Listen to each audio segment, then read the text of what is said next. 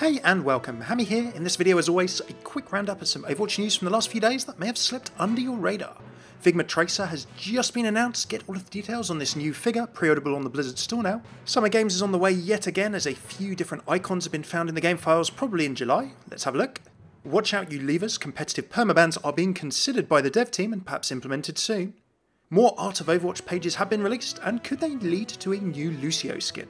And finally, some fixes are on the slate for Mystery Heroes mode.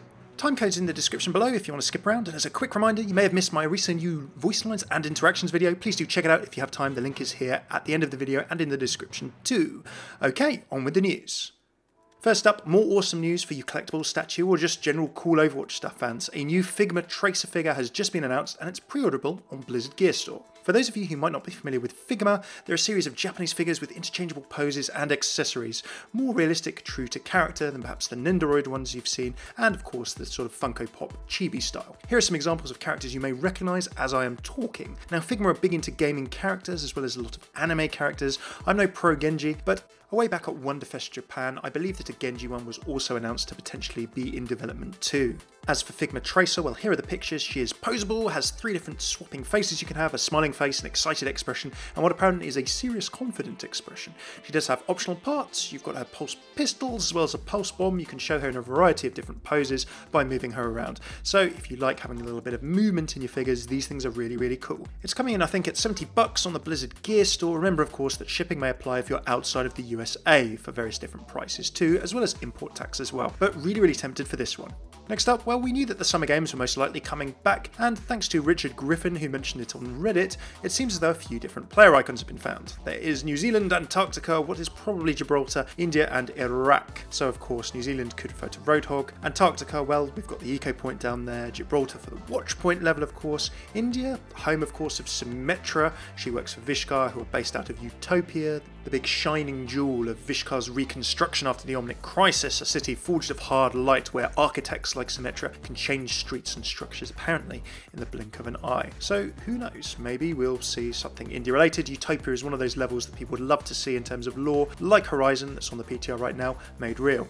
Iraq as the final icon, well, at the moment Oasis is Iraq. Now remember that the current anniversary event is probably coming to an end next Tuesday, around about the 12th of June. I would get all of your shopping done by then. So remember that Blizzard are talking about one piece of content or content coming every month. If an event is content in a month, if we're having Horizon out in June as some content, then maybe the Summer Games will be July before August, which is Gamescom. I'm sure there'll be some kind of announce there, like Blizzard announced Aishenvalda at Gamescom last year in 2016. So you've got a bit of time really before the Summer Games. I wouldn't get too worried about that just yet, but are you looking forward to it? Are you looking forward to some Lucioball again? Do let me know in the comments.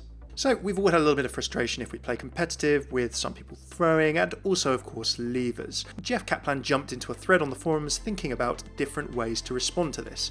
He did mention that the philosophy was to rather not have levers playing the game at all, especially in competitive play, which is kind of very, very interesting. We keep increasing the penalty for leaving and will continue to do so. We're in the process of implementing a new policy which will take into account how many competitive seasons you have been banned from, and at a certain point prevent you from ever playing competitive ever again. So that is potential competitive play permanent bans coming. Watch out people who mess around a little bit, and I'm sure that most of us aren't in that situation, but what do you think about that? A bit of a fair punishment? I'm sure you'd have to be punished or banned a fair few times from competitive before you'd even be accountable for this, and of course people can of course just start new accounts. But if you put a lot of effort into competitive and then are banned from competitive, things like your skins that you can't show off in that mode, things like your golden guns, and the fact that with an account with a bunch of history in competitive you just can't play on that anymore and have to start a new one, should be a bit of a warning shot for people that if they continue this then there is serious punishment at the end of the line. So good stuff, let's see how that goes. The Art of Overwatch book, well, I talked a while back in a few different news episodes about this book coming. It's got 300 pages, it's going to be awesomely chock full of Overwatch art, and these are preview pages that released to Kotaku via Blizzard. Now, very, very cool pages here showing off sprays, concept art from Recall and a bunch of other stuff, just a nice little preview. But one thing that really caught people's eyes was this early concept of Lucio. And Jeff actually jumped onto the forums to clarify that this was an early concept for Lucio. On the actual page you can see that it wasn't used because the team thought it would be quite visually distracting. He was meant to have turntables on his legs, he was meant to have lights going up and equalizers up and down on his skin as well. However, Jeff did say that maybe we'll consider making it a skin someday. I can't wait to see this art book. It's out in October, you can pre-order it on Amazon and various other places. It's from Dark Horse if you know them from comics, so it'll be really, really cool. What do you think of this skin? Would you like to see it in game in the future? Do shout in the comments. Last but not least, Mystery Heroes changes are going to be incoming, including some fixes that Jeff commented on the boards. But obviously there are other things in the priority list at the moment. Some things that are going to be changed are suiciding to force a hero switch will no longer be a thing that works, and also Assemble Heroes wait time is going to be removed as well because there's no need for it, and apparently some other improvements too. Everyone loves a bit of Mystery Heroes. I do love it to relax, chill out and have a laugh on stream when I occasionally do that. It's also a good way to get in a bit of practice guilt-free, I would say, outside of quick play even or arcade, other modes of heroes that I normally wouldn't play. Yeah, I have very little time on Hanzo or Widowmaker or Genji. I'm just putting it out there now. Thanks for tuning in to this Overwatch news roundup. 5 or 6 bits of news in 6 minutes there. Do throw a like or sub if you enjoyed, it really helps me out. And do check out my new Orisa voice lines and interactions video and a separate lore video that I've done for her too in the playlist below. If you're new to the channel, do check out all of my regular Overwatch lore videos, interactions, voice lines, and a bunch more. You can click these playlists and videos here, whether you're on mobile or on a desktop or laptop, and throw a sub if you'd like to see more. Cheers for tuning in. I've been Hammeh. Stay classy, Gibraltar.